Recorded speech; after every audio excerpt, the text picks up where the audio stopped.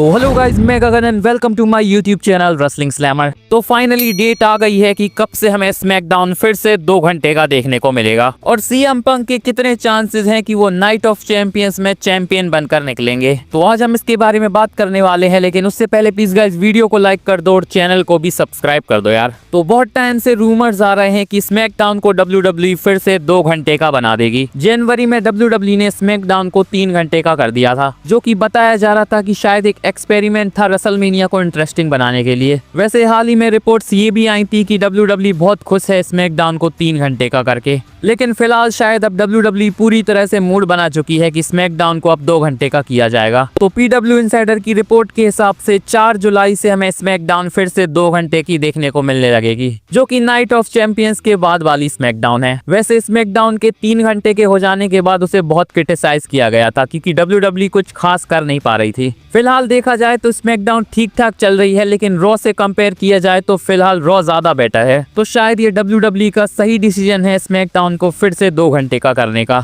चलिए अब बात करते हैं लिव मॉर्गन के बारे में। तो रिसेंटली रॉ में लिव मॉर्गन इंजर्ड हो गई थी और उनका इंजरी का कारण डिसलोकेटेड शोल्डर बताया जा रहा था। कल मैंने बताया था कि चांसेस हैं कि वो हमें 3 महीने तक WWE में देखने को ना मिले, पर अब रिसेंटली PW इनसाइडर की रिपोर्ट के हिसाब से लिव मॉर्गन अपनी सर्जरी करवाने के लिए जा रही हैं और अब बताया जा रहा है कि सर्जरी के बाद उन्हें 6 महीने तक रिकवरी करनी पड़ेगी और चांसेस हैं कि अब वो 2025 में तो हमें नजर नहीं आने वाली। लिव मॉर्गन फिलहाल वुमेन्स डिवीजन में मेन अट्रैक्शन पर थी, जहां उनकी एवोल्यूशन में WWE बहुत बड़े बड़े प्लान्स बना रही थी और अब रिपोर्ट्स हैं कि उनकी वजह से WWE ने एवोल्यूशन के पूरे कार्ड को चेंज कर दिया है और अब WWE नए प्लान्स बना रही है एवोल्यूशन के लिए। बहुत ही अनएक्सपेक्टेड इंजरी थी ये लिव मॉर्गन की और जिसकी वजह से WWE को अब बहुत कुछ चेंज करना पड़ रहा है। चलिए अब बात करते हैं गोल्डबर्ग के बारे में। तो गोल्डबर्ग फाइनली WWE में भी आ गए और उनका मैच भी अब सेटअप हो चुका है गंथर के साथ और जैसा कि हमें पता है कि ये अब गोल्डबर्ग का लास्ट मैच होने वाला है। तो रिसेंटली रॉ के रिकैप में बिगी ने बताया है कि वो चाहते थे कि गोल्डबर्ग का लास्ट मैच उनके साथ हो, लेकिन फिलहाल जो बिगी के साथ सिचुएशन चल रही है उस हिसाब से वो मैच ही नहीं कर सकते, क्योंकि जैसा कि हमें पता है कि बिगी फिलहाल नेक इंजरी से सफर कर रहे हैं। वैसे अगर बिगी अभी भी एक्टिव सुपरस्टार की लिस्ट में होते तो शायद ट्रिपल एच उन्हें मैच दे देते, और अगर बिगी अभी तक इंजर्ड नहीं हुए होते तो शायद टॉप स्टार की लिस्ट में होते। वैसे गोल्डबर्ग की बात कर रहे हैं तो एक और रिपोर्ट आ रही है कि गोल्डबर्ग रॉ में आना ही भूल गए थे। बताया जा रहा है कि वो भूल चुके थे कि यही वो रॉ होने वाली है जहां उन्हें अपेयर होना है। गंथर और गोल्डबर्ग का मैच WWE बहुत पहले से ही प्लान कर रही है, जहां गोल्डबर्ग को भी ये इन्फॉर्मेशन दे दी गई होगी। वैसे अगर ये बात सच है तो फैंस गोल्डबर्ग के ऊपर बुरी तरह से चढ़ने वाले हैं। वैसे भी उन्हें बहुत सारी चीजों के लिए WWE में क्रिटिसाइज किया जाता है। तो रिसेंटली रॉ में हमने LA नाइट को देखा था, जहां उन्होंने इनडायरेक्टली जे उसो की मदद कर दी थी मैच को जीतने के लिए, और क्योंकि उस मैच में ब्रॉन्सन रीड भी थे जो कि सेथ रॉलिंस की फैक्शन में है, तो LA नाइट का रिसेंटली कहना है कि वो एक को तो गिरा चुके हैं, अब 2 और बाकी हैं, जहां ऑब्वियसली उनका निशाना अब सेथ रॉलिंस और ब्रॉन बेकर होने वाले हैं। कुछ टाइम पहले मैंने आपको बताया था कि WWE प्लान कर रही है फ्यूचर में सेथ रॉलिंस और LA नाइट की फ्यूड, जहां बहुत ज्यादा चांसेस हैं कि ये मैच हमें नाइट ऑफ चैंपियंस में देखने को मिल सकता है। तो चांसेस हैं कि आने वाली स्मैकडाउन में या फिर नेक्स्ट रॉ में WWE इस मैच को अनाउंस कर सकती है,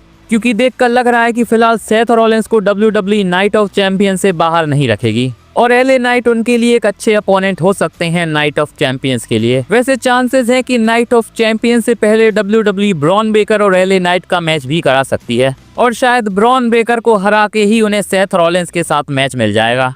चलिए अब बात करते हैं कार्लिटो के बारे में। तो WWE से रिलीज हो जाने के बाद कार्लिटो ने एक शॉकिंग बयान दे दिया है, जहां उनका कहना है कि ट्रिपल एच उनके कैरेक्टर को ज्यादा पसंद नहीं करते थे, पर उनके लिए उनके रिटर्न के साथ कोई भी बड़े प्लान्स नहीं थे, तो WWE ने उनके कैरेक्टर को कंटिन्यू करना सही समझा। तो कार्लिटो का यहाँ कहना है कि उनके लिए कभी मेजर प्लान WWE ने बनाए ही नहीं थे और उन्हें ऐसे ही रैंडमली बुक किया जा रहा था रॉ पर। हालांकि उन्होंने यहाँ बताया है कि उन्हें फ्रीडम ऑफ स्पीच दी गई थी, जहां उन्हें कोई भी स्क्रिप्ट नहीं दी जाती थी बोलने के लिए। तो जजमेंट डे के रीसेंट बैकस्टेज सेगमेंट्स में जो भी हम कॉमेडिक टाइमिंग देखते थे कार्लिटो की, वो खुद ही इम्प्रोवाइज करते थे। तो उनकी बातों से यहाँ साफ लग रहा है कि उनके WWE से जाने के बाद WWE को कुछ खास नुकसान नहीं होने वाला था। वैसे शायद कार्लिटो की किस्मत R-Truth की तरह नहीं थी, अगर फैंस उनके भी नाम के चैंट्स लगाते तो शायद वो भी WWE में वापस आ जाते, पर अगर WWE के कोई प्लान्स ही नहीं थे उनके लिए तो वो WWE में वापस आकर कर भी क्या लेते।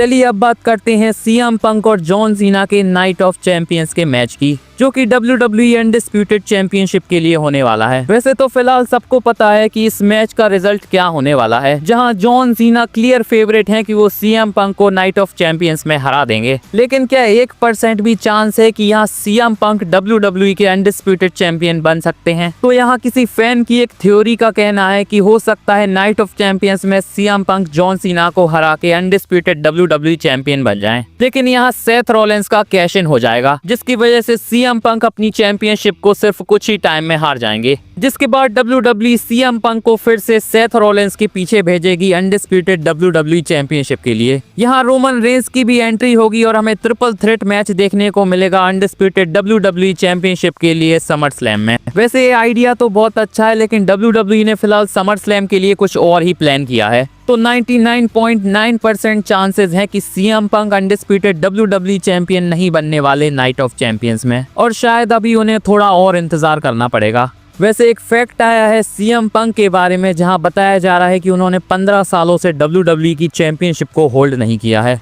तो पॉसिबिलिटी है कि नेक्स्ट ईयर तो शायद ये रिकॉर्ड टूटने वाला है। तो कमेंट में बताओ आपको क्या लगता है, क्या CM Punk night of champion में चैंपियन बनने वाले हैं या नहीं। बाकी मेरी ये वीडियो अच्छी लगी हो तो प्लीज इसे लाइक कर दो और मेरे चैनल रेसलिंग स्लैमर को भी सब्सक्राइब कर दो यार, और बेल आइकन को भी दबा दो ताकि मेरी वीडियो की अपडेट आप तक पहुंचती रहे। मिलते हैं नेक्स्ट वीडियो में, धन्यवाद।